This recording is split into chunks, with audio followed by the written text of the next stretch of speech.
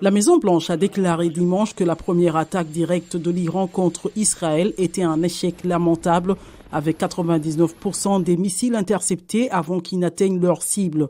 L'administration Biden, par la voix de John Kirby, le porte-parole de la Maison-Blanche pour la sécurité nationale, a insisté sur un point. Le président a été clair. Nous ne cherchons pas la guerre avec l'Iran. Au lendemain de l'attaque, les dirigeants israéliens ont cherché à se concentrer sur ce que cette attaque signifiait pour la coalition contre l'Iran, qui soutient les groupes militants qui ont frappé Israël le 7 octobre et qui ont fait basculer la région dans la violence.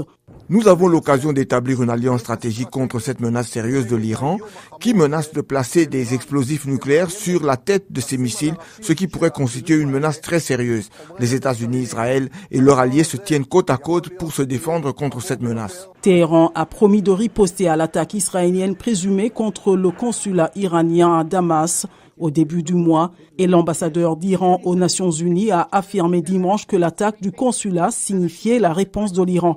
Il a souligné que l'Iran ne cherchait pas le conflit avec les États-Unis, mais a terminé son discours par une mise en garde.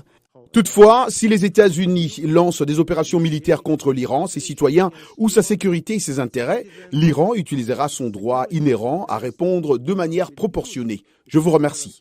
La grande question qui se pose au Premier ministre Benjamin Netanyahou est de savoir comment Israël va réagir.